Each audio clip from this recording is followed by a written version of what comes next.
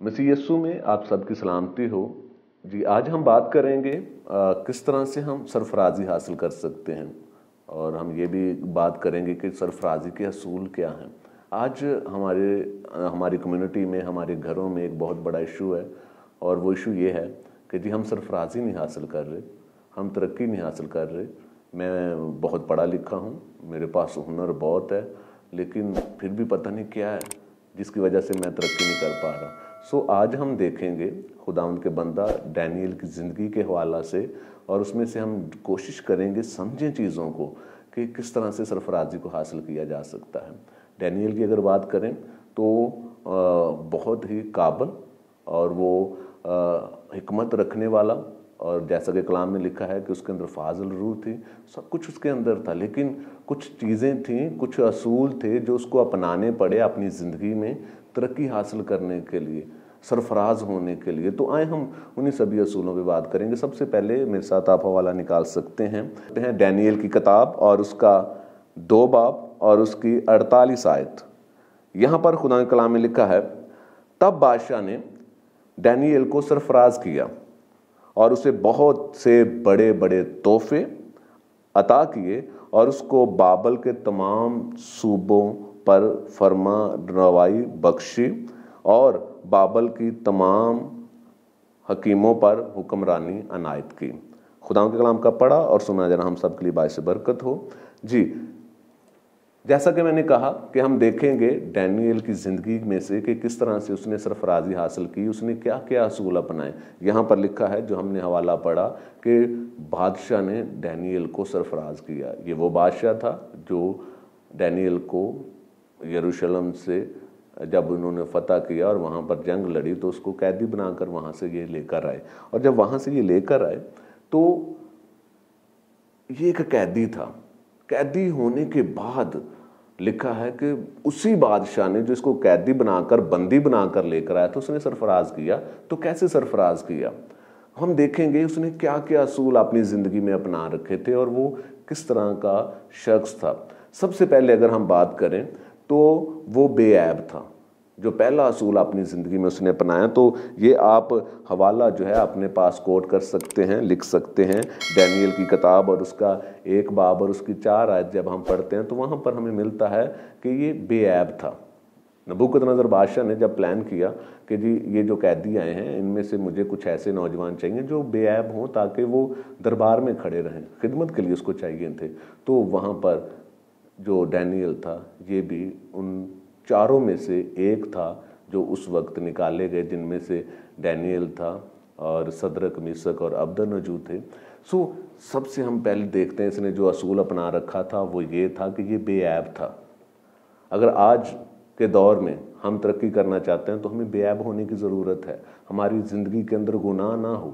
हम देखते हैं एक और शख्सियत, यूसुफ, याकूब का बेटा, वो भी एक जगह पर बंदी बनाकर लेकर जाया गया और वहाँ पर वो सरफराज किया गया, और वो भी उस मुल्क पर हाकम ठहरा। किस तरह से वो बेऐब था। और बाइबल मुक़द्दस में अगर आप मुतालिया करें तो ये 2 शख्स सरफरिस्त हैं जिनकी ज़िंदगी में कोई गुनाह साबित नहीं हुआ, और कोई नहीं हमें पढ़ने को मिलता बाइबल मुक़द्दस में से कि इन्होंने कोई गुनाह किया हो।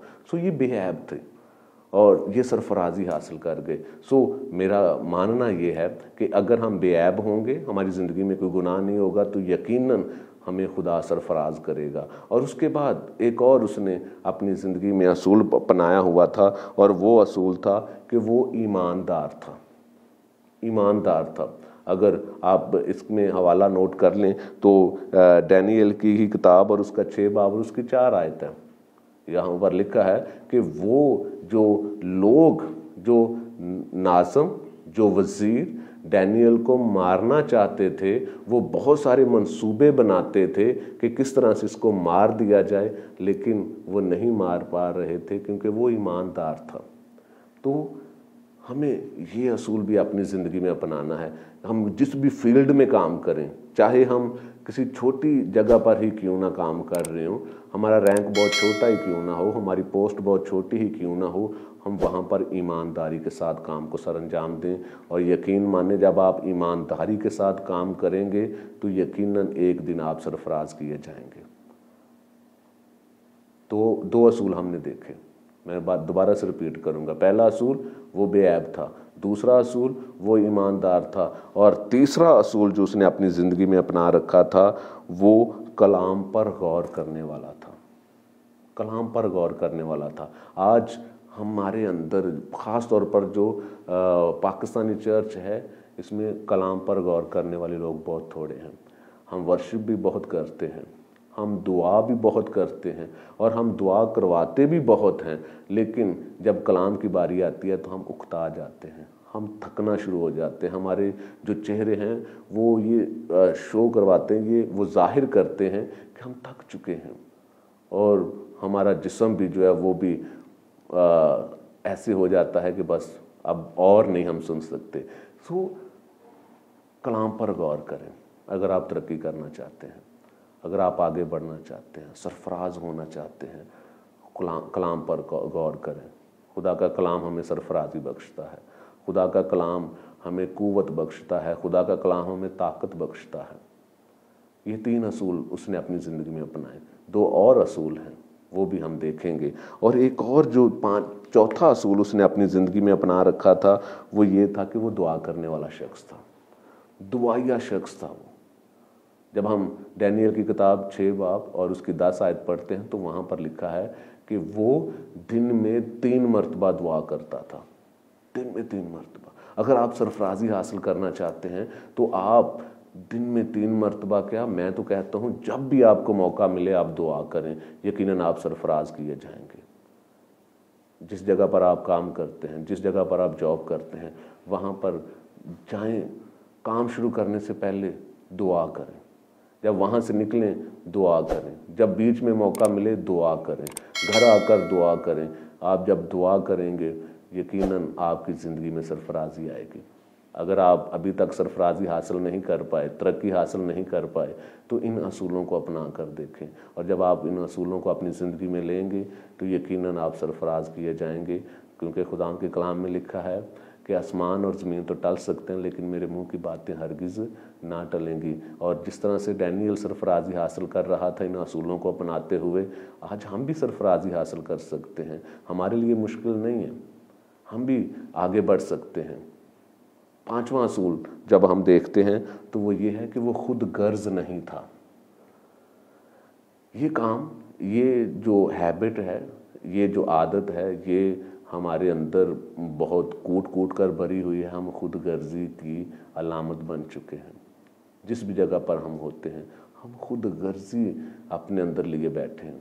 मैं बस आगे बढ़ जाऊँ, कोई और ना आगे आए, मैं तरक्की कर जाऊँ, कोई और तरक्की ना करे, या हो सकता है मैं अगर इसको तरक्की दे दूं तो ये कहीं मुझे ना वहाँ से उस पोस्ट से गिरा दे। मैंने ये सारी चीज़ें देखी हैं ड्यूरिंग माय जॉब। मैं वहाँ पर देख रहा था ये सारी चीज़ें। मुझे बहुत सारे लोगों ने कहा किसी को मौका ना दो, कोई किसी को आगे ना लेकर आओ, वो तुम्हें ही गिरा देगा। मैंने कहा नहीं, जहाँ पर खुदा ने मुझे रखा है वहाँ से मुझे कोई गिरा नहीं सकता। सो वो खुदगर्ज नहीं था। अगर इसके लिए आप हवाला देखना चाहें तो डैनियल की किताब और उसका 2 बाब और उसकी जब हम 49वीं आयत देखते हैं तो वहाँ पर लिखा हुआ है कि डैनियल ने नबूकदनेस्सर से दरख्वास्त की कि ये जो सदरक, मीसक और अबदनजो हैं, जो उसके साथी थे, जो कैद करके लाए गए थे बाबल में, तो इसने उनसे दरख्वास्त की नबूकदनेस्सर बादशाह से कि इनको भी कोई ओहदा दिया जाए, इनको भी ओहदा दिया जाए, इनको भी तरक्की दी जाए। तो उसने उनको तरक्की दिलवाई और उनको भी लिखा है कि कारपरदाजी के काम पर मुकर्रर कर दिया गया। यहाँ पर हम देखते हैं कि जिस तरह से डैनियल ने अपने दूसरे साथियों के लिए ओहदा मांगा बादशाह से, तो वो शेयर कर रहे हैं। तो मैं तो इसको कहूँगा कि वो मैन ऑफ शेयरिंग था। तो हमको भी मैन ऑफ शेयरिंग्स बनना है, हम भी दूसरों के साथ शेयर करें। अपनी चीज़ों को शेयर करें, अपनी पोस्ट को शेयर करें, और जब आप शेयर करेंगे तो यकीनन आप तरक्की करेंगे, आप कभी भी नीचे नहीं जाएंगे। मेरा तो एक बात मानना है, और मैं ये बात बारहा कहता हूँ लोगों से कि हमारा जो खुदा है वो कभी भी किसी का उधार नहीं रखता। अगर आप किसी के साथ अच्छा करेंगे, खुदा के लिए करेंगे काम, तो यकीनन खुदा भी आपके लिए किसी न किसी जगह पर काम कर रहा होगा। हम सरफराजी हासिल करना चाहते हैं, हमें ईमानदार बनना है। हम सरफराजी हासिल करना चाहते हैं, हमें बेऐब बनना है। हम सरफराजी हासिल करना चाहते हैं, हमें कलाम पर गौर करना है। अगर हम सरफराजी हासिल करना चाहते हैं तो हमें दुआ में ज़्यादा से ज़्यादा वक्त गुजारना है। अगर हम सरफराजी हासिल करना चाहते हैं तो हमें खुद गर्ज नहीं बनना, बल्कि अपना जो कुछ आपके पास है उसको दूसरों के साथ शेयर करना है। और डैनियल की ज़िंदगी से मैंने ये सीखा है, और मैं चाहता हूँ कि आप सब भी ये सीखें और इसको अपनी ज़िंदगी में अप्लाई करें। जो कि डैनियल एक नौकर था, एक ग़ुलाम था, जब उसको बाबल में लेकर आया गया तो वो वहाँ पर सरफराज किया गया। तो ये इन्हीं 5 असूलों की बदौलत वो सरफराज किया गया। हमें भी इनको अपनी ज़िंदगी में अपनाना है और तरक्की करनी है। आज के कलाम के वसीला से खुदावंद हम सबको बड़ी बरकत दे। खुदावंद आपके साथ।